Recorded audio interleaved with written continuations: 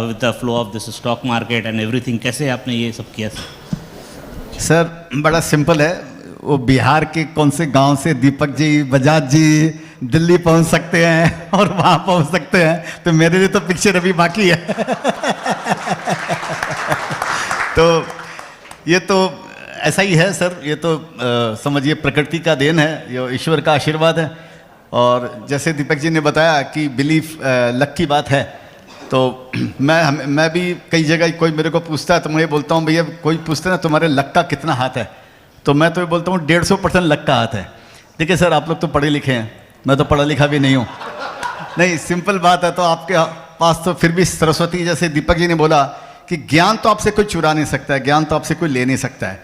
तो मैंने तो पढ़ाई भी नहीं कर पाया, तो ट्रायल एंड एरर से सारा सीखा, तो जो भी मिला वो तो इसका मतलब फिर प्रकृति ने दिया, ईश्वर ने दिया। तो मैं बोलता हूँ 150% लक है, 50% जो स्टुपिडिटी मैंने की उसके बावजूद भी अगर 2 कदम ऊपर बढ़ा मेरी लाइफ में, 1 कदम भी अगर आगे बढ़ा स्टुपिडिटी के बावजूद, तो 50% उसके मार्क्स काट दो आप, तो 100% लक हो गया, मतलब ये। तो ऐसा है। नहीं सर, जैसे कि आप इसके पहले जब कलकत्ता में पढ़ाई कर रहे थे, फिर then you are aspiring for higher education, नहीं कर पाए, then you reach to Bombay, फिर उसके तो मार्केट में सर आपका इंटरेस्ट कैसे बना और how you reach to market? Market में ऐसा इंटरेस्ट बना जी, वो आप बोल सकते हैं आउट ऑफ कंपल्शन समझिए।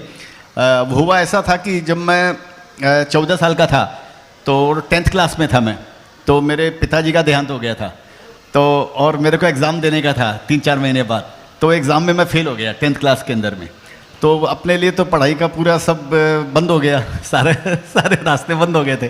तो मेरे कोई रिलेटिव थे, तो उन्होंने जाकर वो हेडमास्टर को बताया कि भाई इसके पिताजी की मृत्यु हो गई। तो इस बोलकर शायद ये सच बात तो ये थी, मेरा पढ़ाई में कोई इंटरेस्ट नहीं था मेरा, सच बात तो ये है। तो उन्होंने जाके बताया कि इस बोलकर इसको थोड़ा सा प्रॉब्लम हो गया होगा, तो आप इसको ज़रा वापस चांस दीजिए। तो उन्होंने आउट ऑफ सिंपैथी उन्होंने मेरे को वापस चांस दिया, और वापस क्या चांस दिया, वो पेपर भी बेचारे ने खुद ऐसे ही सेट किया कि मैं किसी तरह से पास हो जाऊँ आउट ऑफ सिंपैथी से। तो वो वहाँ से मैं वो पास हुआ वहाँ पर, और फिर मैंने समझिए आस्ते आस्ते फिर मैंने ग्रेजुएट किया। लेकिन उस दिन मेरे को एक बात समझ में आ गई, और क्योंकि हम लोग जॉइंट फैमिली में रहते थे, तो जॉइंट फैमिली में रहते थे, तो वो माहौल थोड़ा सा कई फैमिली में बहुत अच्छा होता है, कई फैमिली में बहुत अच्छा नहीं होता है। तो मेरे लिए वो भी वरदान सिद्ध हुआ, समझ लीजिए आप। तो हम लोग का घर का माहौल थोड़ा अच्छा नहीं था, और हालत ऐसे थे कि समझिए एक टॉयलेट में 21 आदमी जाते थे एक टॉयलेट यूज़ करते थे 21 आदमी। तो वो भी एक फन था, वो भी एक एडवेंचर था उस समय का। तो उस दिन मेरे को 12 दिन के अंदर मेरे को ये बात समझ में आ गई, और कुछ समझ में नहीं आया कि वो पिताजी गए हैं। ये समझ में आ गया कि मेरे को जल्दी से जल्दी अपने पैरों पर खड़ा होना है। नहीं तो हम लोग 4 भाई बहन थे हम लोग, तो ये समझ में आ गया, नहीं तो अपने आगे विपदा आने वाली है, ये घर के कारण, इन द सेंस ऐसा समझ में आ गया था। तो उस समय मन में बस खाली एक ही बात था कि शेयर बाजार एक ऐसा काम है जो आप बिना एजुकेशन के और बिना फाइनेंशियल माने बिना कैपिटल के आप कर सकते हो, जो सट्टाबाजी जिसको हम लोग बोलते हैं। तो ये समझ में आया कि मैं ट्रेडिंग का काम जो है उसमें, क्योंकि पेमेंट का लेन देन होता था 15 दिनों के अंदर में, आजकल जैसे T+1 है और T+2 इन्वेस्टमेंट में, उस समय 15 दिन का क्लियरिंग मिलता था। तो ये समझ में आ गया 15 दिन के बीच में अपने को लेवरेज करने का मैंने मौका अपने को। तो इस दिन ये समझ में आया कि मैं शेयर बाजार का काम करूँगा। तो मैं मेरे दादाजी के साथ में वहाँ पर वहीं बैठ के मैं वो सट्टेबाजी का मॉक ट्रेडिंग करता था। तो उस दिन ये डिसाइड हो गया, मतलब कि मैं शेयर बाजार का काम करूंगा। तो वहाँ से फिर मेरे को ये हुआ, शेयर बाजार का मेरा समझिए इंस्पिरेशन हुआ। सर आपने लक का बात बोला, तो हम लोग के लिए भी एक लकी ड्रॉ है, so we would want to ask, हम लोग लकी ड्रॉ में रिक्वेस्ट एवरीवन टू पार्टिसिपेट। आप सबके पास कूपन होगा, so that will be collected from you everyone. आप जहाँ पर वहीं बैठे रहिए, आपके पास आके वो कूपन कलेक्ट होगा। तो आज सर है साथ में, तो हम भी अपना लक को आजमाते हैं और देखते हैं किसको क्या मिलता है आज। Thank you sir, please carry on. बहुत अच्छी बात कही sir. Now we are coming back to this our topic, investment. तो इन्वेस्टमेंट में सबसे पहले हम तो यही सोचेंगे सर कि आप जहाँ भी जाते होंगे लोग आपसे पूछते होंगे कि सर टिप्स दे दीजिए, बता दीजिए कैसे है। तो ये टिप्स वाला क्या स्टोरी है सर? आपने शायद इस पर कोई एक गाना भी गाया है, कैन वी हैव दैट? क्या इसका इम्पोर्टेंस है सर? नहीं सर, टिप का स्टोरी है कि मैं तो देखिए पैसे का महत्व समझता हूँ, तो मैं तो रेस्टोरेंट में भी टिप नहीं देता। सर एक चीज़ बताइए, यहाँ तो सारे चार्टर्ड अकाउंटेंट्स हैं and basically investments are being done only in companies, shares are of companies. Chartered accountants are the best reader of the financial statements. They can decipher the incomes, the values embedded in it, the balance sheet items, the assets, liabilities, everything. So chartered can be considered are the best investors. Obviously, we have examples like Rakesh Jhunjhunwala, Nilesh Shah, etc. तो आपको क्या लगता है कि chartered accountants can be considered as the best kind of investors? Sir ऐसा मेरा अपना ऐसा अनुभव है जो मैं पीछे देखता हूँ और लोगों से मिलता हूँ, जैसे आपने नाम दिए ऐसे आपको बहुत अच्छे इल्यूमिनेटेड ऐसे नाम मिलेंगे बाज़ार के अंदर में जो चार्टर्ड अकाउंटेंट है जिन्होंने बहुत अच्छा काम किया। लेकिन मैं ऐसे ऐसे चार्टर्ड अकाउंटेंट को भी जानता हूँ जिनका फ्यूचर यहाँ ख़राब हुआ शेयर बाज़ार के अंदर में। तो मेरा एक उससे अनुभव से मैंने एक कोट निकाला कि no academic degree can guarantee you success in stock market. अगर आप सोच रहे हैं कि आप सीए हैं तो क्या प्रॉब्लम क्या होती है ना, जैसे कई बार हम जैसे पढ़ते हैं ना कि वो समंदर में वो डूबते हैं जिनको तैरना आता है, क्योंकि जिसको तैरना नहीं आता है वो जाएगा ही नहीं। वो किनारे पे मेरे जैसा आदमी किनारे में आता थोड़ा बहुत तैरना, मैं किनारे पे पैर वैर भिगो कर आ जाऊँगा कि मेरे को अंदर नहीं जाने का मेरे को। तो मेरा बोलने का मतलब है कि ऑफकोर्स खाली इसका कारण क्या है, क्योंकि मार्केट इतना गूढ़ विषय है ये शेयर बाज़ार का। यहाँ पर हम बोलने के लिए खाली इन्वेस्टिंग करते हैं, लेकिन 100 में से 90 आदमी तो सट्टा करता है, यहाँ पर ट्रेडिंग करता है, फ्यूचर ऑप्शन कर रहा है और तुरंत पैसा कमाने का उसको, आज घुसा और कल ही उसको पैसा कमाने का है। तो ये चीज़, तो ये जो इसको ये पूरा एज ए होल इसको आप देखना पड़ेगा। यहाँ पर खाली बैलेंस शीट समझकर आप इन्वेस्टमेंट नहीं कर सकते हैं। बैलेंस शीट तो हो गया कि इंटरनल फैक्टर, यहाँ पर दो चीज़ें काम करती है, एक तो इंटरनल फैक्टर और एक एक्सटर्नल फैक्टर। इंटरनल फैक्टर जो है जो आप समझ सकते हैं, बैलेंस शीट समझ लीजिए, जैसे वो सर बता रहे थे कि उन्होंने 4000 बैलेंस शीट, केडिया जी है उन्होंने बता रहे थे कि 4000 बैलेंस शीट उन्होंने स्टडी की एक साल के अंदर में, तो वो गिनीज बुक में का नाम होना चाहिए ऐसा में। ये आपको इंटरनल आइडिया देता है कि कंपनी का बैलेंस शीट समझ गए, आपको फ्रॉड मालूम पड़ गया, जैसे बजाज सर बता रहे थे वो आपको मालूम पड़ गया, कंपनी का मार्केट साइज़ ये आपको मालूम पड़ जाएगा, कंपनी का क्या इकोनॉमी क्या ये आपको। एक्सटर्नल फैक्टर जो है, कल फॉरेक्स क्या होने वाला है, कल वॉर का क्या इम्पैक्ट, उस कंपनी के प्रोडक्ट पे वॉर का क्या इम्पैक्ट होने वाला है, कल कोई इंपोर्ट पॉलिसी कुछ चेंज हो जाती है, एक्सपोर्ट पॉलिसी चेंज हो जाती है तो उस कंपनी के पर क्या फ़र्क पड़ने वाला है। कल चाइना ने इंपोर्ट ड्यूटी बढ़ा दिया, एक्सपोर्ट ड्यूटी घटा दिया, एक्सपोर्ट ड्यूटी बढ़ा दिया, आपका रॉ मटेरियल चाइना से आ रहा है, चाइना ने बैन कर दिया कि हमें ये API आपको नहीं भेजूंगा फॉर एग्जांपल, तो फार्मास्यूटिकल कंपनी का 90% API चाइना से आ रहा है। तो इतने सारे एक्सटर्नल फैक्टर जो हैं उनको समझने के लिए आपको ब्रॉडर ज्ञान की आपको ज़रूरत है, ब्रॉड ज्ञान की आपको ज़रूरत है। और सबसे बड़ा शेयर बाज़ार के अंदर में ये है वो टेम्पटेशन, जो यहाँ पर सट्टे का जो टेम्पटेशन है कि उससे मैं तो चार्टर्ड अकाउंटेंट भी अल्टीमेटली है तो ह्यूमन बीइंग है वो टेम्पटेशन ये तबके जैसे है, तो वो रोकना और उस चीज़ को सीखना ये अनुभव से आता है। पढ़ाई आपको बहुत बड़ा हेल्प करती है, आपको आपके माइंड को, विजन को ब्रॉड करती है, आप जल्दी समझ सकते हैं। अगर आप चार्टर्ड अकाउंटेंट हैं तो जो चीज़ को मेरे को पढ़ने में समझिए 4 दिन लगेंगे, आप हो सकता है उसको 40 मिनट में आप समझ जाएं। तो ये आपको हेल्प करता है, लेकिन ये गारंटी नहीं है। सर इस टेम्पटेशन से को कैसे रेजिस्ट करें सर? डेली चार्ट देखते हैं तो कोई ना कोई शेयर 10-15% ऊपर हो जाता है तो टेम्पटेशन में तो रिग्रेट आ जाता है, FOMO, fear of missing out sir. तो ये टेम्पटेशन को रेजिस्ट कैसे करें सर? नहीं, तो इसके लिए आप इसका सिंपल एक ही उपाय है इससे रेजिस्ट करने का कि आपके साथ वाले जो लोग हैं, आपके कलीग्स हैं, आपके फ्रेंड्स हैं, आपके कजिन्स हैं, आपके रिलेटिव है, आप उनको रियल में पूछिए भैया तेरी तलपट क्या है ये बता मेरे को, तेरा बैलेंस शीट क्या है यहाँ पे ये समझा। तो मेरे को कोई भी आदमी जब मिलता है ना, तो जैसे अभी मैं बोला अभी तक CNBC पे मेरा एक इंटरव्यू था, मैं बोला कि मेरे को कोचीन एयरपोर्ट पे लड़का मिला, वो TCS में काम करता था, तो वो आया लाउंज में, बोला सर मैं तो आजकल ट्रेडिंग करता हूँ और मैं TCS में काम करता था और मैं छोड़ दिया। तो मतलब चल बहुत अच्छा, कॉन्ग्रेचुलेशन, बढ़िया बात किया तूने, छोड़ दिया। मतलब 1.5 साल से करता हूँ, मतलब 1.5 साल में तेरा तलपट क्या है जो मैं उसको बोलूँ, तुम्हारा क्या रिजल्ट क्या है? तो सर जितना नौकरी में कमाता था मोटा मोटी उतना ही कमाता हूँ। तो अभी तक तो एक राउंड पूरा हुआ ही नहीं है, अभी तो सावन के सब अंधे हैं, सबको हरा हरा दिखाई दे रहा है अभी तो अभी तो खाली तेजी का मार्केट चल रहा है, तो अभी तो पिक्चर अभी बाकी है, अभी तो क्लाइमैक्स ऊपर से बाकी है अभी। तो मेरे मन में ही आया, मैं उसको कुछ नहीं बोला, मेरे मन में ही आया कि अभी ये तेजी के राउंड में बोलता है मैं अपने पुराना उसके रिकॉर्ड को तोड़ा नहीं हुआ, कहने का मतलब इसीलिए नौकरी छोड़ के आया होगा ना कि हमें उससे बढ़िया कर सकता हूँ, उसके मन में आया होगा। आज के दिन ये यहाँ पे जब बाजार गिरेगा तो उसको प्रॉब्लम होगी। लेकिन क्या है ना सर, मैं हमेशा ऐसा ही बोलता हूँ कि बिना मरे बिना स्वर्ग नहीं मिलता है। अगर आपको स्वर्ग जाना है तो मरना ही पड़ेगा। हर आदमी मर के ही स्वर्ग जाना चाहता है, आदमी दूसरे की गलती से नहीं सीखता है। अगर हर काम हम अपनी गलती से सीखेंगे तो हमारे लिए एक उम्र कम पड़ेगी। तो इतिहास के यही बताया गया कि इतिहास से कोई कुछ समझ में नहीं आता है। तो आपकी बात का उत्तर यही है कि आप लोगों को सर्वे कीजिए, और लोग झूठ बोलते हैं, क्योंकि क्या है, कोई बोलेगा नहीं मैंने सट्टे में पैसा लगाया, क्योंकि एक तो बेचारे को पैसा लगा, ऊपर से अब आप उसको गधा भी बताएंगे तो वो देगा पैसा लगने के बाद में मैं गधा बना, ऐसा मैं क्यों बोलूं। तो वो बेचारा, तो इसी बोल कर उसने भी शायद बेचारे ने ऐसे ही बोलेगा कि उतना ही है, जितना सैलरी में है उतना ही है। हो सकता है 100 में से 90 आदमी, 99 आदमी, 100, मैं तो ये बोलूंगा 101 आदमी झूठ बोलेंगे आपको। तो सर आपने बोला क्लाइमेक्स बाकी है, सर एक क्लाइमेक्स 2008 में देख चुके हैं अपने लाइफ में, अब नेक्स्ट क्लाइमेक्स कब देख सकते हैं? 2 क्लाइमेक्स नहीं देख सकते सर एक ही लाइफ टाइम में, तो बता दीजिए। नहीं, आप तो हर 10-20 साल में क्लाइमेक्स देखोगे ना। 2008 में आपने देखा, 2018 में आपने 19-20 में देखा, समझिए एकदम। अब वापस कुछ देखो, लेकिन वो जो क्लाइमेक्स था ना, वो वन ऑफ क्लाइमेक्स था। जो आपने 2008 में जो देखा, वो लीमन ब्रदर्स का क्राइसिस, वो वन ऑफ क्राइसिस था। वो 20-30-40 साल में ऐसा नहीं आया। उसकी तुलना लोगों ने की 1930 में जब यूएस का रिसेशन आया था, उसकी डिप्रेशन आया था, उसकी तुलना उससे लोगों ने की है। वो वन ऑफ था। कोविड वाला जो है वो भी वन ऑफ था, वो भी सेंचुरी में 50 साल में नहीं आया। तो हम उस क्लाइमेक्स की बात नहीं कर रहे हैं, मैं ये छोटे मोटे क्लाइमेक्स की बात कर रहा हूं कि जो मार्केट 30-40% गिर जाता है चलते चलते, वो जो चलते चलते 30-40% गिर जाता है, मैं उसकी उस क्लाइमेक्स की बात कर रहा हूं। तो वो भी लोगों को देखना भारी पड़ जाता है वो भी। और मजे की बात ऐसा है कि अभी आपको हजारों शेयर ऐसे मिलेंगे जो ऑलरेडी अपने पीक से 30-40% डाउन है।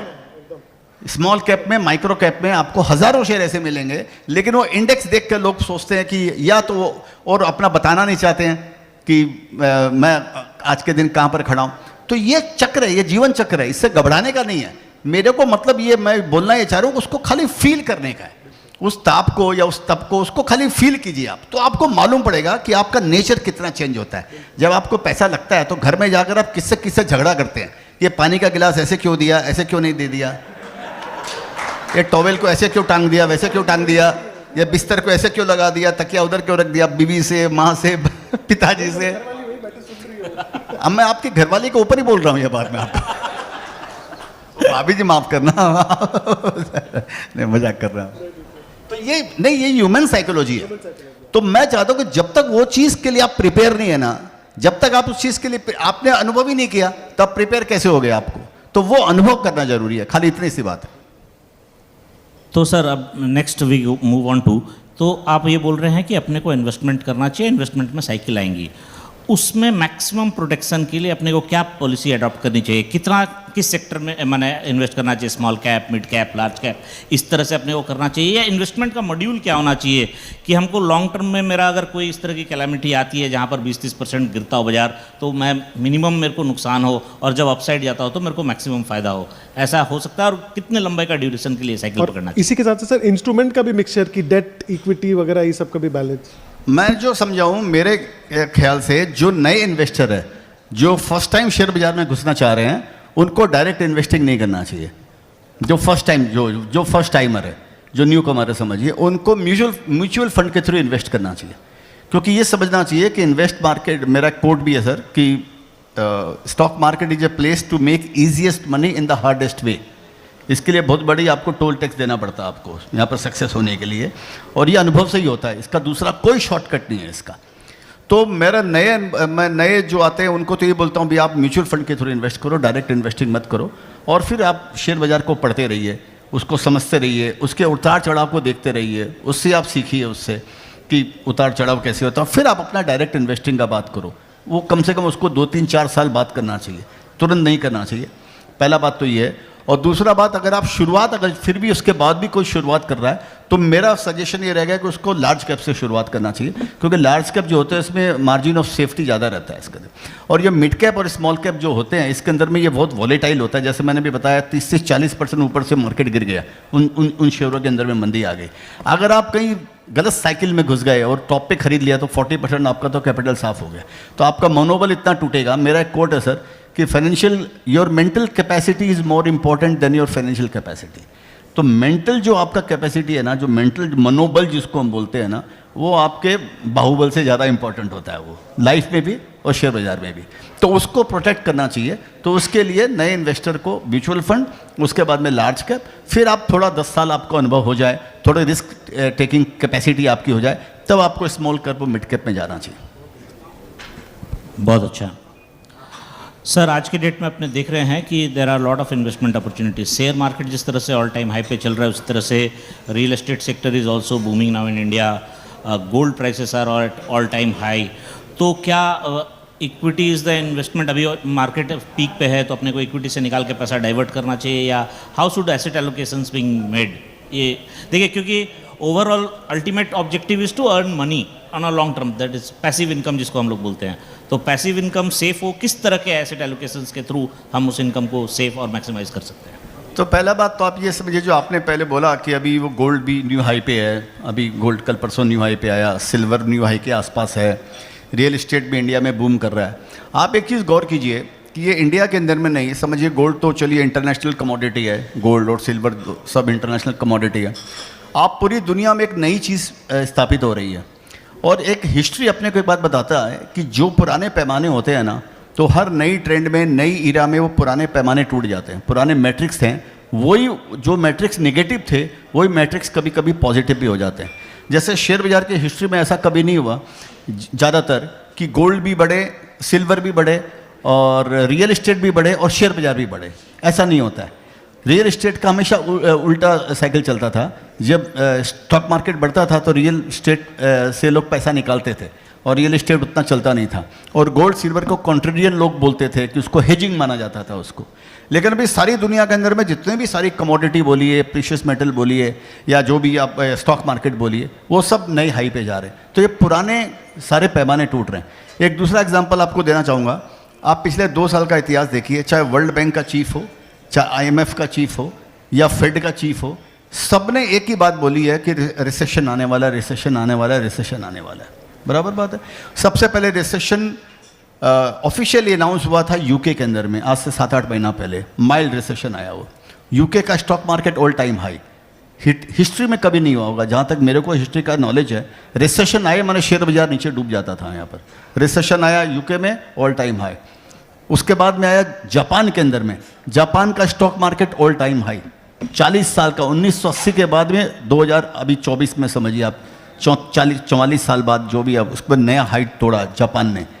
और यही हालत USA, रिसेशन सबसे बड़ा जो mother of all bull market या mother of all the economy, कि US में रिसेशन आने वाला है, रिसेशन आने वाला है, US market all time high. India में तो किसी ने बोला ही नहीं रिसेशन आएगा, इंडिया मार्केट तब जाकर ऑल टाइम हाई है।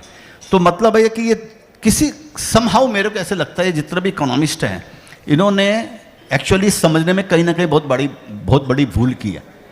इकोनॉमी का कोरिलेशन जो शेयर बाजार में हमेशा बोलते हैं कि stock market is a reflection of the economy, लेकिन अभी जो दुनिया के अंदर में हुआ है, ये इसका कॉन्ट्रेरी है, इसका एकदम उल्टा हुआ है। तो शायद ये कुछ बता रहा है कि कुछ ना कुछ चेंज हो रहा है दुनिया के वर्ल्ड वाइड इकोनॉमी में, कुछ ना कुछ मेजर चेंजेस हो रहा है, अपस्विंग, पॉजिटिव कुछ चेंजेस हो रहे हैं। ये जो अभी हुआ है, ये ऐसा इंडिकेट दे रहा है मेरे ख्याल से, मेरी लिमिटेड नॉलेज से मेरे को ऐसे लग रहा है। तो सर, अपना जो now this our government's ambition is या हम लोग जो देख रहे हैं आज 4 ट्रिलियन इकोनॉमी है, and we are expecting in another 5-6 year it is going to be around 10 trillion economy. तो अपना तो ग्रोथ तय है, we are the highest fastest growing economy among the big economics of the world. तो इस situation में क्या अपना इन्वेस्टमेंट में कोई रिस्क है, या अपने को ये है कि ठीक है अगर मैं 10 साल के लिए रखता हूँ तो मेरा पैसा तो बढ़ना ही है, चाहे मैं किसी भी शेयर में रखूँ? क्या ये परसेप्शन सही है, या कैसे सोचना चाहिए इसको? देखिए, इंडिया को 60 साल बाद 1 ट्रिलियन जोड़ने में अपनी इकोनॉमी के अंदर में 60 साल लगा, 60 ईयर्स लगे। 1947 से लेके 60 साल लगे 2007 में 1 ट्रिलियन की इकोनॉमी पहुंचने में, और उसके बाद के अंदर में 10 साल लगा दूसरा ट्रिलियन जोड़ने में। तो पहला ट्रिलियन जोड़ने में 60 साल, दूसरा ट्रिलियन डॉलर जोड़ने में 10 साल, अब 6 साल के अंदर में, अब 6 के बाद में हो सकता है 4 साल में एवरी ट्रिलियन जुड़ता रहेगा। तो जैसा संभावना भी कर रहे हैं कि समझो हम ये मोटा मोटी 4 ट्रिलियन के आसपास हम पहुंच गए। अब मोदी जी ने भी जैसे बोला कि हम 5 ट्रिलियन हमारे टर्म में हम ये पहुंचने वाले हैं हम लोग। तो अब अमृतकाल की जो वो लोग बातें कर रहे हैं, अमृतकाल के अंदर 2047 तक बातें कर रहे हैं कि 30 ट्रिलियन डॉलर की इकोनॉमी हो सकती है।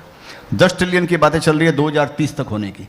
तो ये तो समझ में आ गया, और ये बात खाली हम नहीं बोल रहे हैं। अब तो आप देखिए वर्ल्ड बैंक भी ये बात बोलने लग गया, इंडिया इज़ द फास्टेस्ट। आज ही मैंने पढ़ा कि जैसे लोग बोलते थे 6% की GDP ग्रोथ रेट होएगी, हमारी ग्रोथ आई 8.5%, 8.34%। आज मैंने एक जगह पढ़ा कि अभी टूरिज्म का भी इसमें एडिशन ही नहीं हुआ है। ये जो 8.3% की जो आई है ग्रोथ, इसमें अगर टूरिज्म का भी नया ईरा शुरुआत हो रहा है इंडिया के अंदर में, डोमेस्टिक टूरिज्म का ये जो आ रहा है, बोला अगर ये टूरिज्म अगर ठीक होता है तो हो सकता है ये 10% में पहुंच जाए। तो मालूम नहीं 10% में जाए नहीं जाए, चलिए 8% भी बहुत कम नहीं होता। लार्जेस्ट मैंने growing economy in the world है हमारा। तो ये तो समझ में आ गया कि इंडिया का जो फ्यूचर इकोनॉमी वाइज ये फ्यूचर इंडिया का ब्राइट है। आप देखिए, मेरे को ऐसे खुद फील होता है जैसे मैंने सान्याल जी हमारे चीफ इकोनॉमिक एडवाइज़र में, कौन है वो, फाइनेंस सेक्रेटरी है सुमित सान्याल, उन्होंने बताया कि दुनिया के अंदर में सबसे ज़्यादा क्रेन जो होती है वो यूज़ हो रही है अभी बॉम्बे के अंदर में, महाराष्ट्र या बॉम्बे समझिए, सबसे दुनिया की सबसे ज़्यादा क्रेन। मैंने एक जगह पढ़ा कि अभी वो जो जेवर एयरपोर्ट जो बन रहा है वो वर्ल्ड का लार्जेस्ट एयरपोर्ट बनने वाला है। उसके बाद में आया कि वो बॉम्बे का एयरपोर्ट जो आएगा, जो न्यू बॉम्बे में जो नया एयरपोर्ट बन रहा है, वो भी वर्ल्ड का लार्जेस्ट आएगा। पहले 100 एयरपोर्ट बनाने में हमको 100 साल लग गए समझिए, अब ये 100 एयरपोर्ट बना देंगे अगले 10 सालों के अंदर में। 50 तो ऑलरेडी 142 एयरपोर्ट है, 40 और खुलने वाले। आपको मालूम है world wide India is having the second largest road network in the world. India का after US road network India का सबसे ज़्यादा है, अबव चाइना।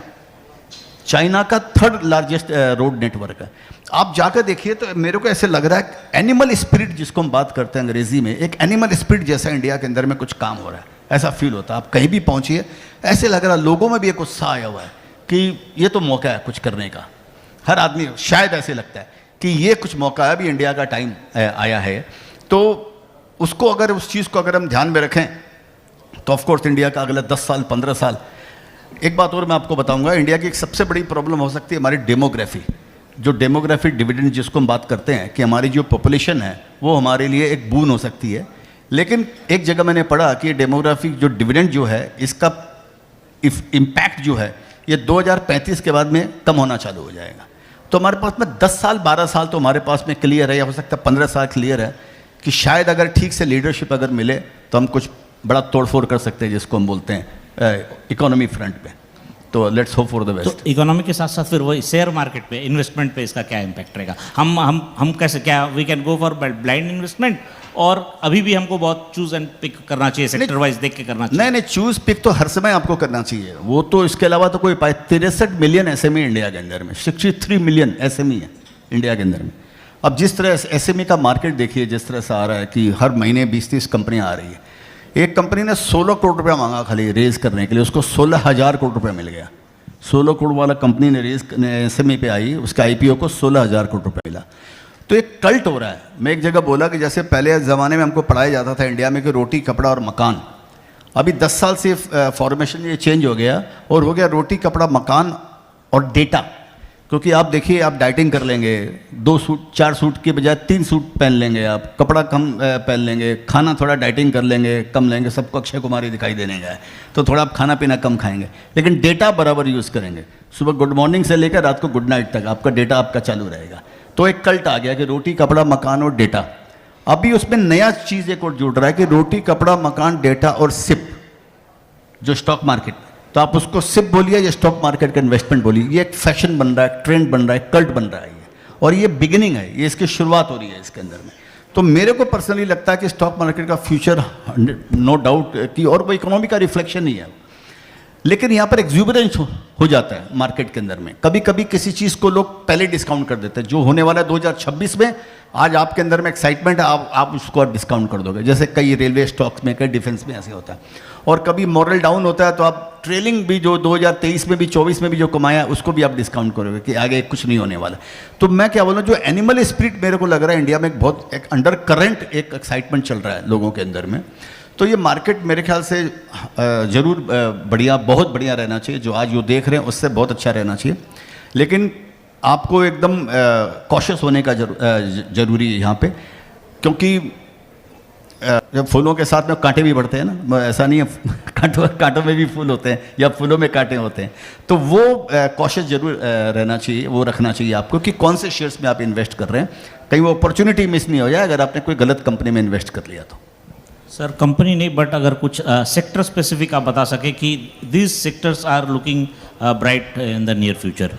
देखिए मेरे को क्या लग रहा है कि अभी इंडिया का जो विकास होने वाला है ना, एक्सपोनेंशियल डेवलपमेंट होने वाला है। जैसे मैंने आप बताया, किसी चीज़ में आप देखिए, हम आज के दिन चाहे हम 4 ट्रिलियन की इकोनॉमी हो गए, हम वर्ल्ड वाइड कहीं भी कुछ भी नहीं है। हम लोग, हमारा वर्ल्ड वाइड कहीं भी कोई डोमिनेंस नहीं है किसी भी चीज़ के अंदर में। चाहे आप फार्मा की बात कीजिए, चाहे आईटी में भी बात कीजिए, हमारे पास में एक प्रोडक्ट नहीं है आईटी के अंदर में। हम आईटी सर्विसेज ही कर रहे हैं।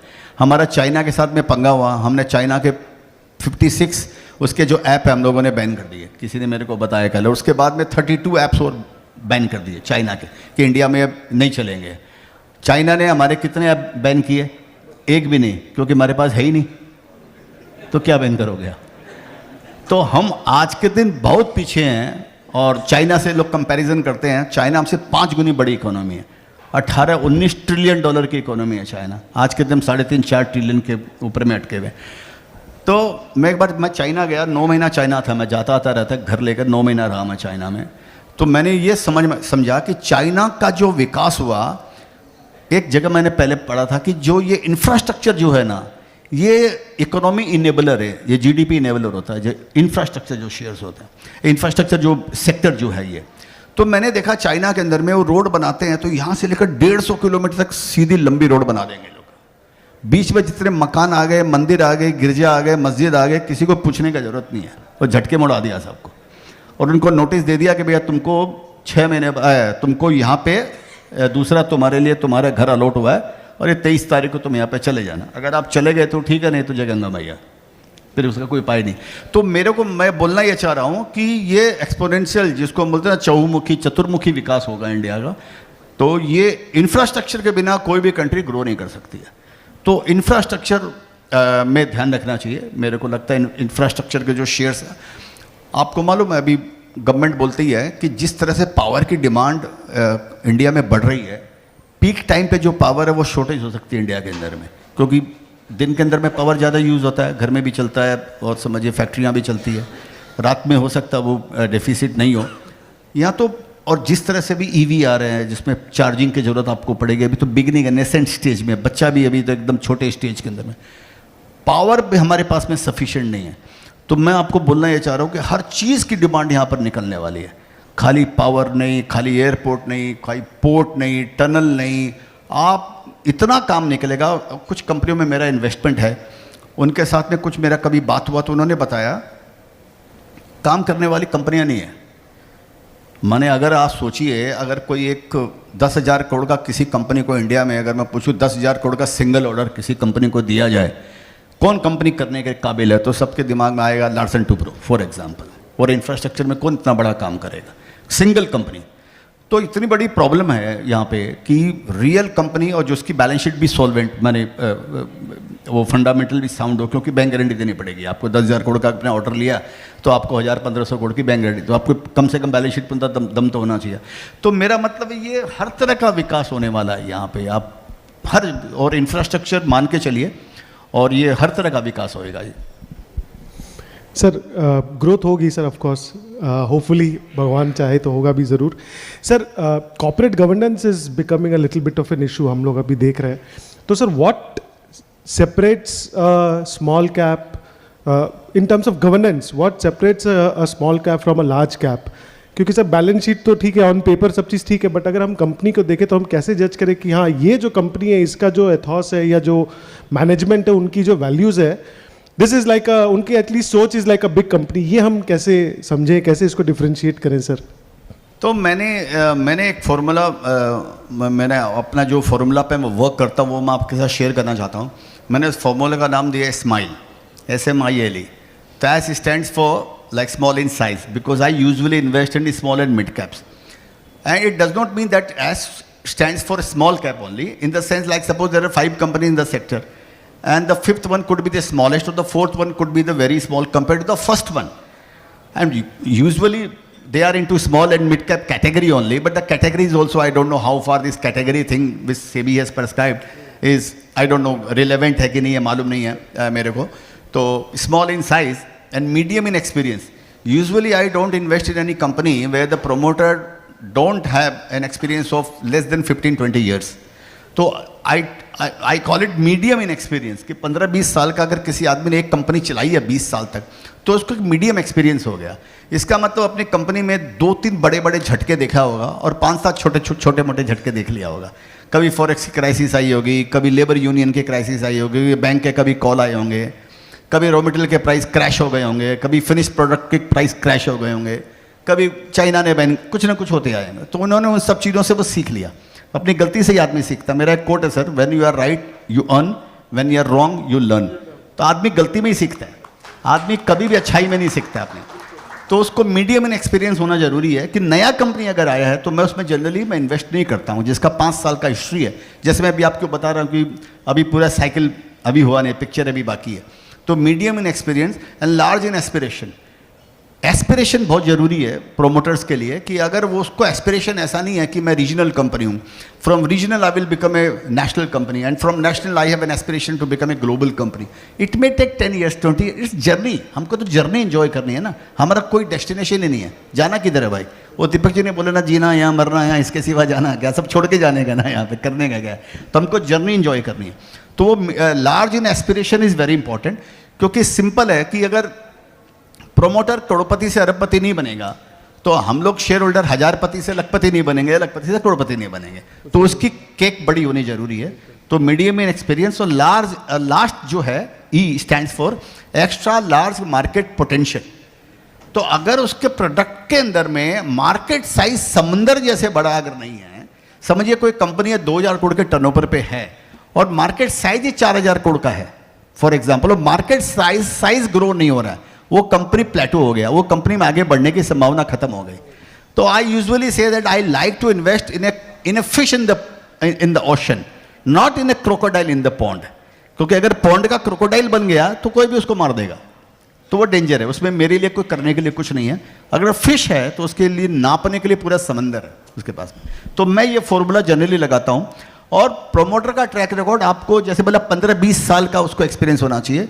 15-20 साल में उस कंपनी ने क्या किया। जब पहले इकोनॉमिक अपटिक आई, इकोनॉमिक साइकिल अच्छा आया, उसमें वो भी पॉजिटिव हुआ कि नहीं हुआ। अगर वो आउट परफॉर्म इकोनॉमी को कर रहा है कि नहीं कर रहा है, इंडिया की जो ग्रोथ है उसको वो आउट परफॉर्म कर रहा है कि नहीं कर रहा है। अगर इंडिया की ग्रोथ को अगर वो अंडर परफॉर्म कर रहा है, वो कंपनी में आप बड़ा पैसा नहीं कमा सकते हो। तो वो कंपनी इंडिया को अपने सेक्टर को बीट करना चाहिए परफॉर्मेंस के अंदर में। तो ये कुछ देखने को सही है सर। लेकिन सर इसमें एक फिर जो अभी बहुत ज़्यादा ट्रेंड है, हम लोग भी करवाते थे स्टार्टअप टू कैपिटल मार्केट, तो आपके इस फंडे से फिर क्या स्टार्टअप कटआउट हो गए? कि आज हमारे बीच एक स्टार्टअप आलोक पाटिया जी बहुत बड़े स्टार्टअप के फाउंडर भी है, hopefully he will also become a superstar from Calcutta, he is on track for that. तो सर क्या स्टार्टअप को हम आउट ऑफ कंसिडरेशन ही रखें कि नहीं, ऐसा बात मैंने नहीं बोला। ये मेरे लिए नहीं है भाई। आप अंडा खाइए, मैं चूजा खाऊंगा, फिर चूजा बड़ी होकर चिकन हो जाएगी तो मैं चिकन खाऊंगा। अंडा मिलेगा 20 रुपये के अंदर में, वो चूजा मिलेगा 40 रुपये के अंदर में, चिकन मिलेगी 400 रुपये के अंदर। और सर जो प्योर वेजिटेरियन है वो क्या है? आप बैंगन खाइए।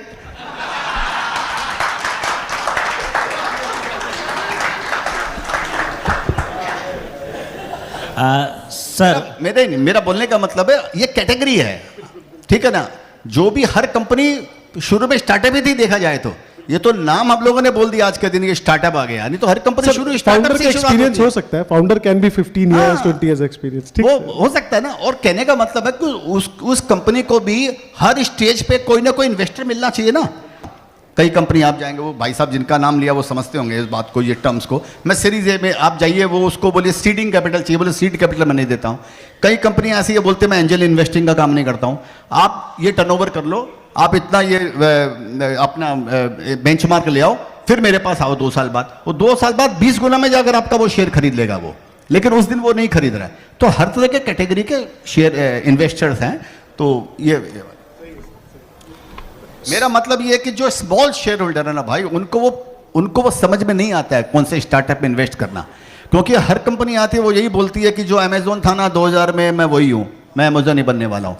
तो सब आपको वही स्टोरी सुनाने वाले हैं। ये अवेयरनेस होना बहुत जरूरी है। तो वो अवेयरनेस जरूरी है। तो इस बोलकर छोटे आदमियों को, नए आदमियों को, उनको स्टार्टअप पे इन्वेस्ट नहीं करना चाहिए। वो फिर वो वीसी फंडिंग वाले वो जो उनके थ्रू अगर करे तो करे, उनको नहीं करना चाहिए।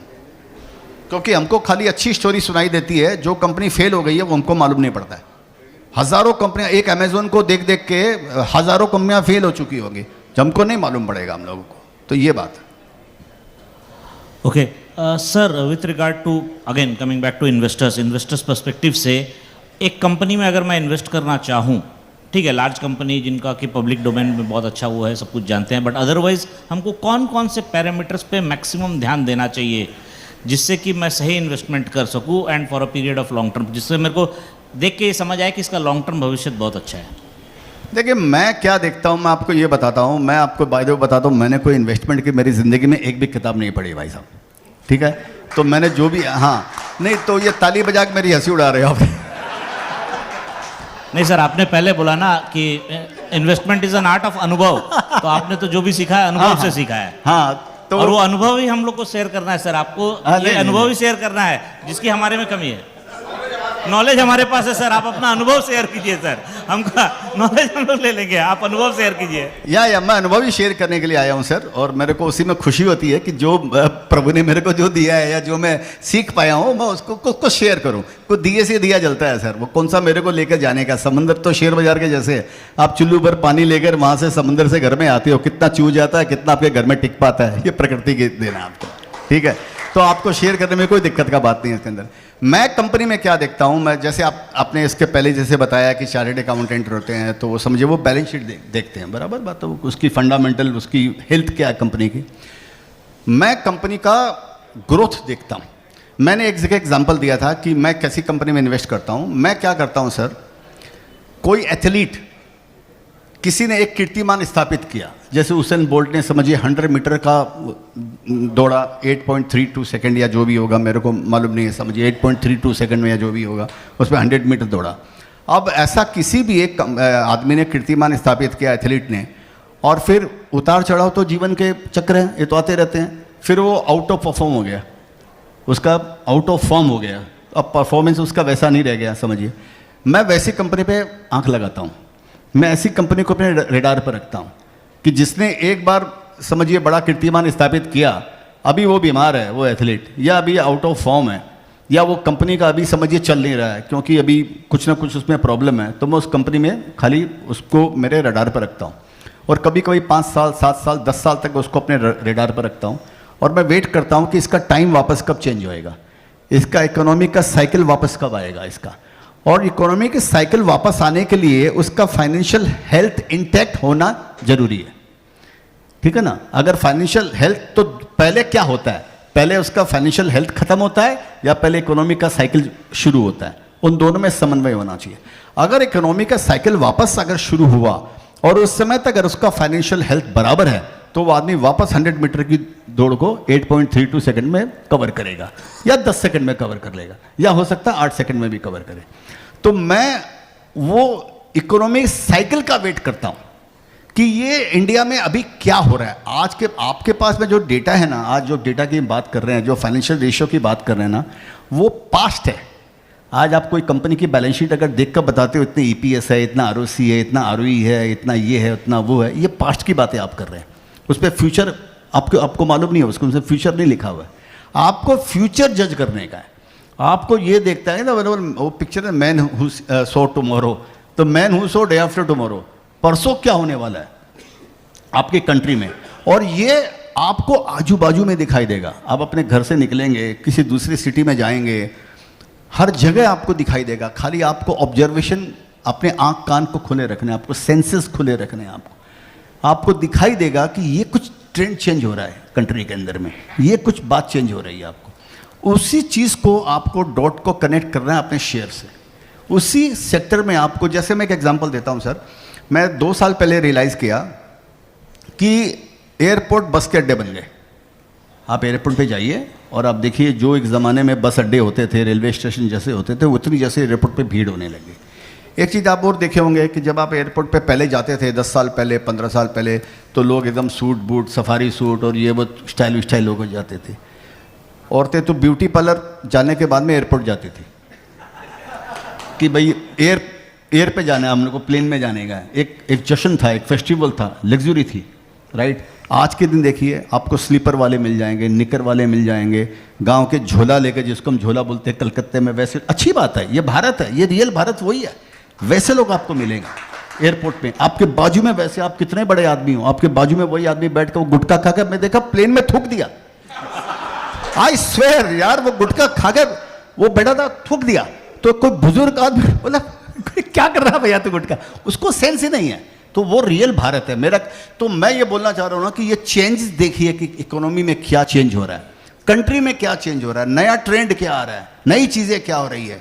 ये चेंज आपको आजू बाजू में, जैसे वो एयर होस्टेस बोलती है ना सर, कि आपके 2 द्वार पीछे हैं, 2 द्वार आगे हैं, 4 द्वार बीच में हैं, आपका निकासी द्वार आपके निकट भी हो सकता है। तो ये अपॉर्चुनिटी है सर, ये चीज़ें इंडिया के अंदर में चेंज हो। देखिए नायका जैसी कंपनी, आप सोचिए इतनी बड़ी कंपनी वो बन गई फॉर तो ये एक नायका की बात नहीं, मैं नायका लेने नहीं बोल रहा हूँ भाई आपका तो मतलब ये चेंजेस आप देखिए कि दुनिया में चेंजेस क्या हो रहे हैं, हिंदुस्तान में चेंजेस क्या हो रहे हैं, वो चेंजेस कौन सी कंपनी में आकर उसका आपको फायदा हो सकता है।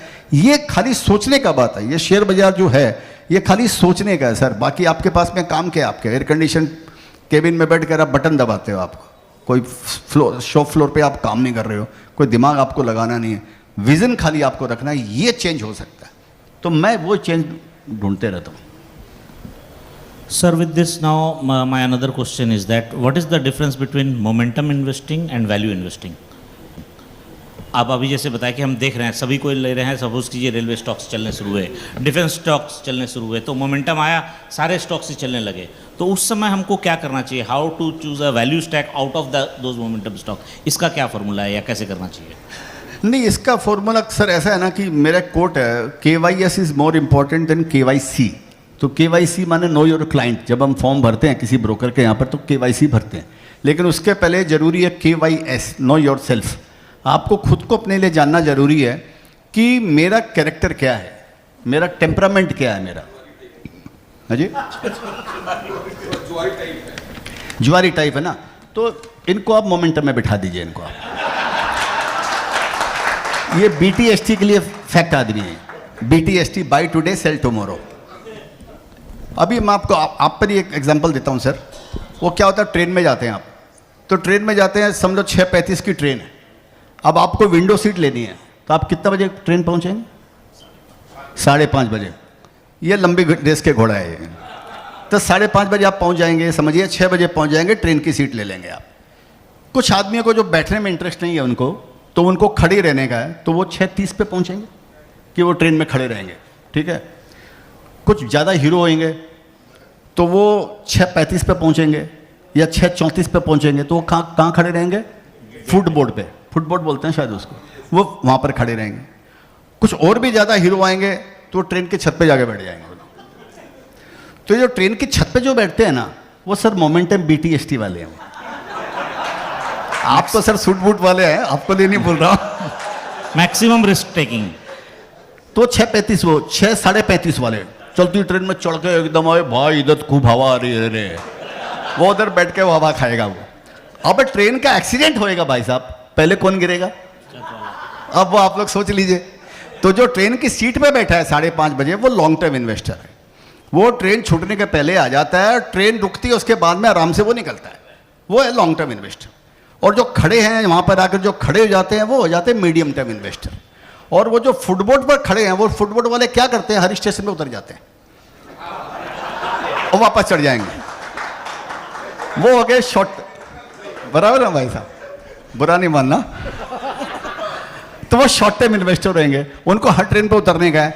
आज ये ले लिया, कल वो बेच दिया, परसों वो ले लिया, परसों ये ले लिया। मेरा गाना है, अपने अंकल के ड्राइवर से नॉलेज लिया, ना पढ़ाई की ना ही कॉलेज किया, लोगों की सुन। सर ऐसे नहीं, पूरा गा के सुनाइए सर, गाना पड़ेगा लाइव लाइव लाइव है।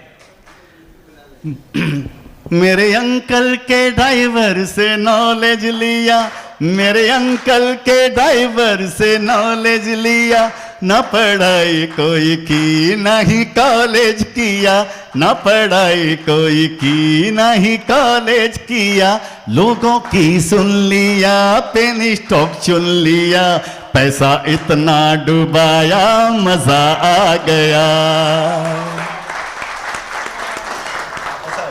ऐसा है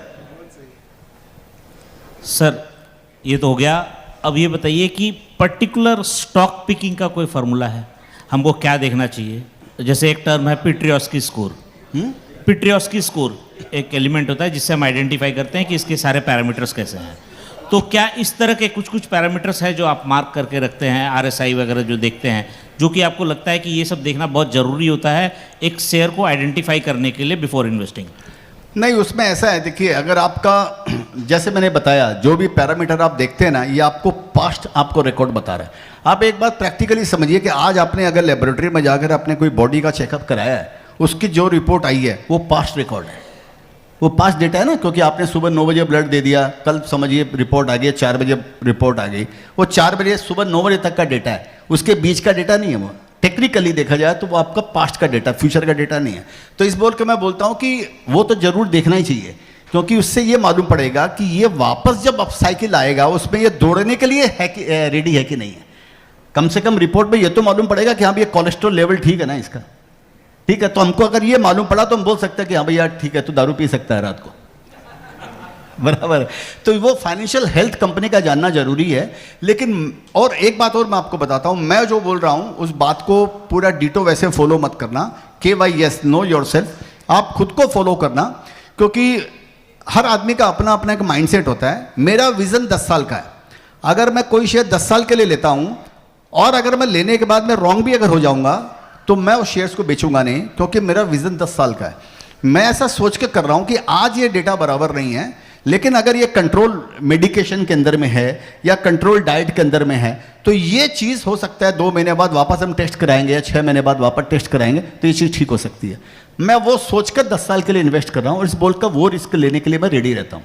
लेकिन जरूरी नहीं है, आपको पूरा अगर उस कंपनी का नॉलेज नहीं है, और नॉलेज से भी सबसे ज़्यादा इंपॉर्टेंट होता है बिलीफ, आपका परसेप्शन बराबर होना, आपको कन्विक्शन आपका बराबर होना चाहिए। हाँ, मैं इस बारे में मेरा कन्विंस हूँ कि ये स्टोरी इंडिया में प्ले आउट होनी है।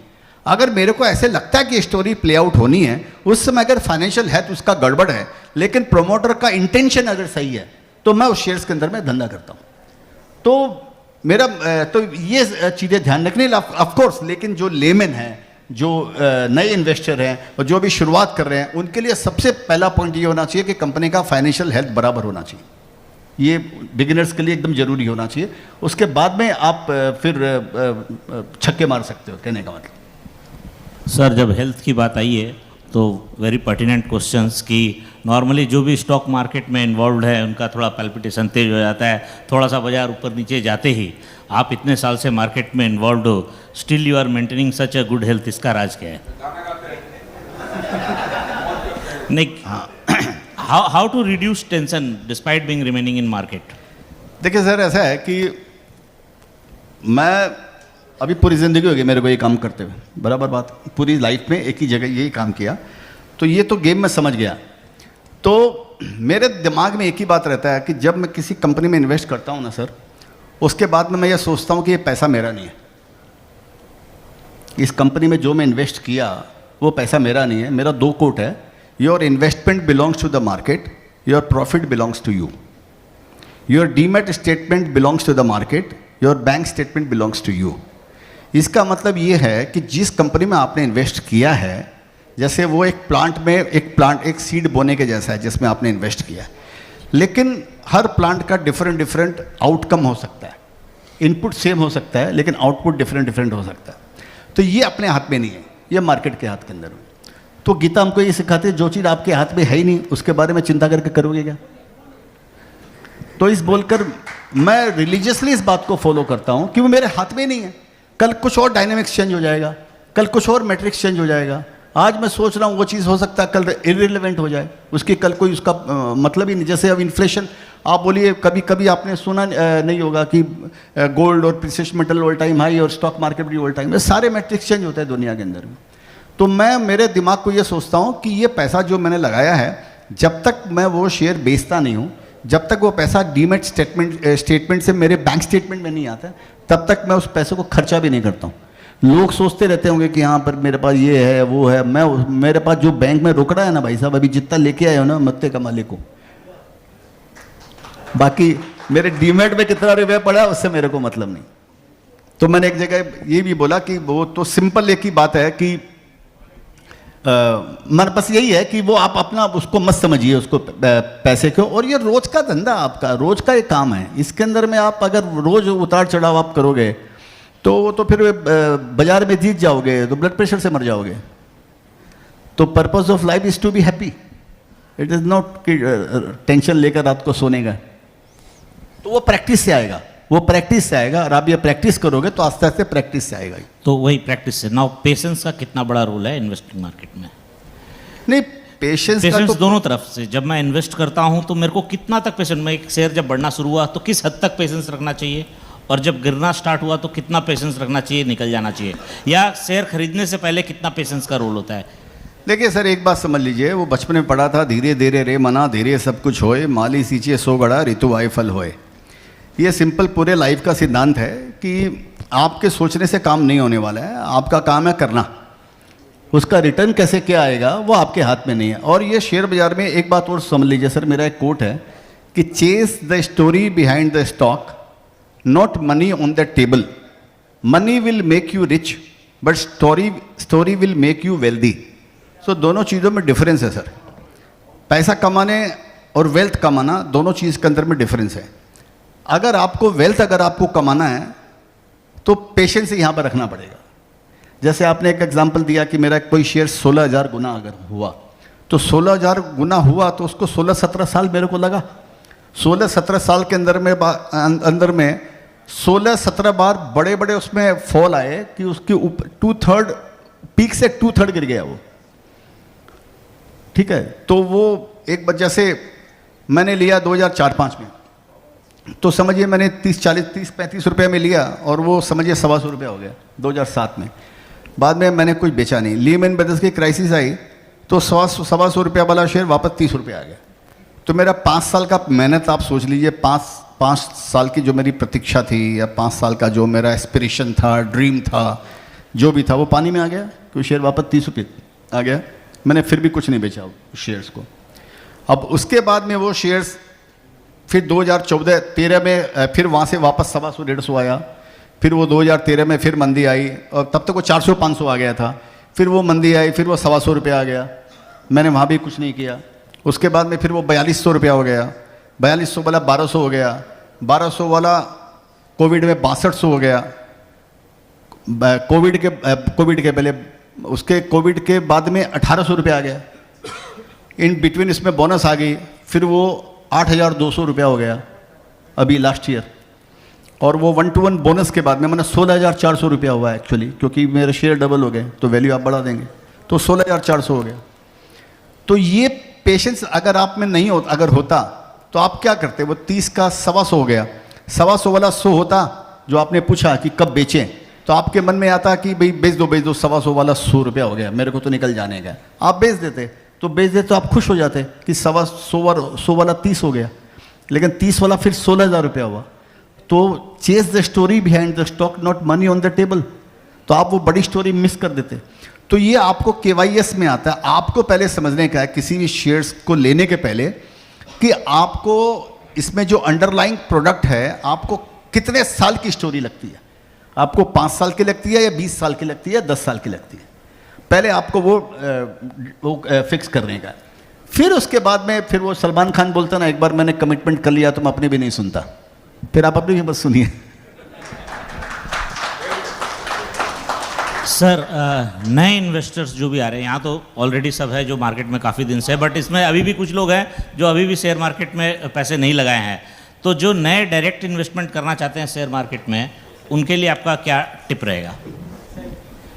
जिनको नॉलेज नहीं है, जिनको नॉलेज नहीं है but they still want to, तो वेरी गुड, इस तो आपके लिए भागीदार बनना चाहते हैं। तो मैं आपके लिए भागीदार बनूंगा, मैं आपके लिए ब्रोकर बन सकता हूं। मैं आपके लिए, आप मेरे जवाई हो।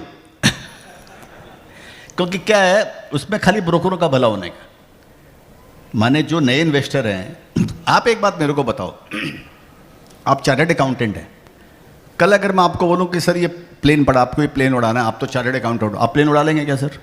नहीं उड़ाएंगे। उसके लिए आपको इंजीनियरिंग करनी पड़ेगी, वो भी फ्लाइंग वाली इंजीनियरिंग करनी पड़ेगी। अगर बीएड एमएडी कुछ अगर आपने किया या सॉफ्टवेयर इंजीनियर किया तो आप प्लेन उड़ा सकते हैं क्या? नहीं उड़ा सकते हैं। आप कैसे डायरेक्ट इन्वेस्टिंग कर सकते हो आप बताइए? आप कार नहीं चला सकते हो। अगर आपने एमबीए कर लिया, हार्वर्ड से पढ़ के आ गए, एमआईटी से इंजीनियरिंग आपने कर लिया, और मैं आपको बोलिए कार चलाओ, आप कार चलाएंगे क्या सर? नहीं चला सकते ना, आपको कार सीखनी पड़ेगी ना, आपको अनुभव करना पड़ेगा।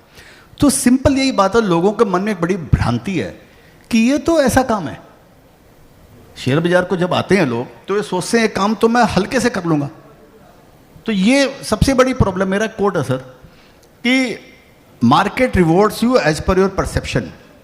If you will treat it as a gambling then it will prove a gamble for you. Gamble और हाई रिस्क बिजनेस में फ़र्क क्या है? आपको स्टॉक मार्केट, जैसे मैंने बताया, is the fastest way to create money. It is the platform to make easiest money in the hardest way. इससे कड़ी तरीके से पैसा दुनिया में कमाने, इतना इजी पैसा है, और लेकिन इतना रास्ता इतना कठिन है। वो प्रोसेस जर्नी से आपको जाना पड़ेगा। उसमें आपकी डिग्री काम नहीं आएगी, आपका टेम्परामेंट काम आएगा उसके अंदर। तो नए आदमी जब आते हैं तो मेरे मन में ये लगता है कि ये ब्रोकर के लिए कोई बकरा आया है। आपके 5 यहाँ पर पार्टनर हैं। जब आप शेयर बाजार में घुसते हो, एक बटन दबाते हो तो 4 या 5 आपके पार्टनर है। सबसे बड़ा पार्टनर ब्रोकर है, फिर ट्रांजैक्शन कॉस्ट देते हो, फिर सर्विस टैक्स देते हो, फिर एसटीटी देते हो, और फिर बीपी देते हो, डायबिटीज़ देते हो, टेंशन देते हो, हाइपरटेंशन देते हो। वो अलग है। ये तो डायरेक्ट कॉस्ट आपके। इनडायरेक्ट कॉस्ट आप लोग पढ़ाते हैं, डायरेक्ट कॉस्ट इनडायरेक्ट कॉस्ट, वो इनडायरेक्ट कॉस्ट अलग है। तो कैसे कर सकते हैं? वो क्रिमिनल है साहब, वो क्राइम है। वो करना मेरे को ऐसे लगता है कि वो क्राइम है, वो कमा नहीं सकते। सिंपल एक ही बात है सर। जैसे कि सेबी के इसमें रिपोर्ट में भी आया है कि 95% of the derivative traders are losing money, still people are inclined to do derivative trading. यहाँ पर भी जो मैक्सिमम बैठे हैं उनमें से कई हैं जो एक्टिवली डेरिवेटिव ट्रेडिंग करते हैं। तो क्या कितने हद तक सही है डेरिवेटिव ट्रेडिंग करना? सर, मैंने गाना बनाया है इन लोगों के लिए, ठीक है ना? किसी को भी ना समझ में तू आए, किसी को भी ना, अभी भूल गया मैं, किसी को भी ना समझ में तू आए, ये तू चलता चलता क्यों गिर जाए, ये 90% लोग क्यों पैसे गंवाएं, जब सोचा समझा खूब समझ में ये आए, ये 90% लोग बैठ नहीं पाए। तो यहाँ पर जो बैठ नहीं पाए माने जो लॉन्ग टर्म इन्वेस्ट नहीं कर पाए, इसी बोलकर वो लोग यहाँ पर पैसे कमाते हैं 90%। मेरे को लगता है 99% लोग पैसे कमाते हैं, 90 नहीं, 99% लोग यहाँ पर पैसा कमाते हैं डेरिवेटिव के अंदर।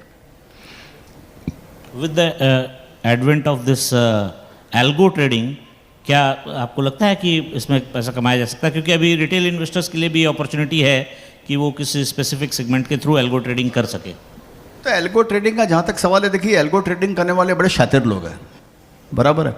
आप उनसे कैसे सकोगे? आप एज एन इंडिविजुअल, अगर आप इन्वेस्टर हो ट्रेडिंग के अंदर में, इंडिविजुअल ट्रेडर हो ट्रेडिंग के अंदर में, और कोई कंपनी एल्गो लेकर बैठी है, अब मशीन के साथ में कैसे आप झगड़ा करोगे? आप मेरे को बताइए। उसके पास में नॉलेज का भी पावर हो गया और उसके पास में फाइनेंशियल भी पावर है। आप तो 100-200 लॉट का काम करोगे, वो 10,000 लॉट का काम करने वाला है जो एल्गो लेकर बैठा है। आप उनके साथ में कैसे सकोगे? ये वो वाली बात होगी कि जैसे मैं हाथ से लड़ाई कर रहा हूँ और आप AK-47 लेकर बैठे हो, तो मैं आपके साथ में कैसे झगड़ा करूँगा मैं आपको? तो क्या वो मेजर रीज़न है डेरिवेटिव ट्रेडिंग में इंडिविजुअल्स का लॉसेस होने का? वो मेजर रीज़न हो भी सकता है, नहीं भी हो सकता है, इसका उत्तर आपको मिलना मुश्किल है, लेकिन हो सकता है one of the major reason हो कि हाँ, वो जो एल्गो के सामने आप मशीन के साथ में आप सक नहीं पाओगे आप, या 1-2 बार आप अगर सक भी लिए, समझिए कंसिस्टेंसी आपकी जीत उसके अंदर में कम हो जाएगी। आप अभी क्या हो रहा है इंडिया के अंदर में, आप ये चीज़ देखिए, जैसे हम थोड़ी देर पहले बात किए कि renewable energy, solar power, electric vehicle, एक नया बज़वर्ड चल रहा है भी हाइड्रोजन, राइट। मेरे को ऐसे लग रहा है कि सोलर के अंदर में हम चाइना से बहुत पीछे हो गए। चाइना 20 साल 30 साल पहले सोचता है चाइना। इलेक्ट्रिक व्हीकल में हम चाइना से बहुत पीछे हैं। आप लोग को मालूम होगा कि BYD का वैल्यूएशन टेस्ला से ज़्यादा है, ठीक है। आज लिथियम आयरन के आयन की जो माइनिंग है वो पूरी दुनिया में चाइना 10-15 सालों से कैप्चर कर रहा है। सोलर का सेल का सबसे बड़ा लीडर कौन है? तो चाइना है। लिथियम आयन इंडिया में जो भी बैटरी बना रहे हैं वो सेल इंपोर्ट करते कहाँ से? तो चाइना है, या कोरिया समझिए, थोड़ा बहुत होगा, चाइना है। तो चाइना 20-30 साल पहले सोचता है। तो हम इन सब चीज़ों में चाइना से बहुत पीछे हैं। हाइड्रोजन एक ऐसा नया बज़वर्ड चालू हुआ है जिसके अंदर में ऐसे लग रहा है कि शायद इंडिया, लेकिन उसमें भी कई चीज़ें जो हमको चाइना से इंपोर्ट करनी पड़ती है उसके अंदर में भी, लेकिन उसमें ऐसे लग रहा है कि शायद इस गवर्नमेंट को समझ में आया कि हमको थोड़ा हाइड्रोजन में जल्दी जल्दी काम करने का है। तो हाइड्रोजन एक ऐसा सेक्टर है जो नया सनराइज सेक्टर है। और मेरे को पर्सनली ऐसे लगता है कि जितने भी OMCs हैं, जो ऑयल मार्केटिंग कंपनीज़ हैं, IOC, BPCL, HPCL और भी कई कंपनी आएंगी। OIL ऑलरेडी इस पे काम शुरू कर चुकी है। सब कंपनियों ने काम चालू कर दिया ऑलरेडी। ये जितनी भी कंपनियां हैं, ऑयल इंडिया ने भी चालू किया, कईयों ने चालू किया है, अंबानी अदानी तो है ही है इसके अंदर में। तो मेरे को लगता है कि आने वाले 4-5 सालों के अंदर में ये जो OMCs जो है, अब ये चूंकि अभी तो कैप्टिव कर रहे हैं, जो भी हाइड्रोजन बनाएंगे, ग्रीन हाइड्रोजन जो भी बनाएंगे वो कैप्टिव यूज़ करेंगे, तो इनका कॉस्ट भी कम आएगा, इंपोर्ट बिल भी इंडिया का कम होएगा। तो ये मेरे को एक सनराइज सेक्टर लगता है OMCs का जो सेक्टर है, क्योंकि आगे पीछे इनकी डिपेंडेंस जो है, क्योंकि इनमें रिन्यूएबल एनर्जी भी है, इनमें सोलर भी है इनके अंदर में, या चार्जिंग का भी इंफ्रास्ट्रक्चर भी बैठा रहे हैं, हाइड्रोजन के अंदर में भी जा रहे हैं, और स्टॉक भी सस्ता है। तो मेरे को OMCs ऐसे लगता है कि ये इसके अंदर में बड़ा सनराइज सेक्टर है। चलिए, थैंक यू सर।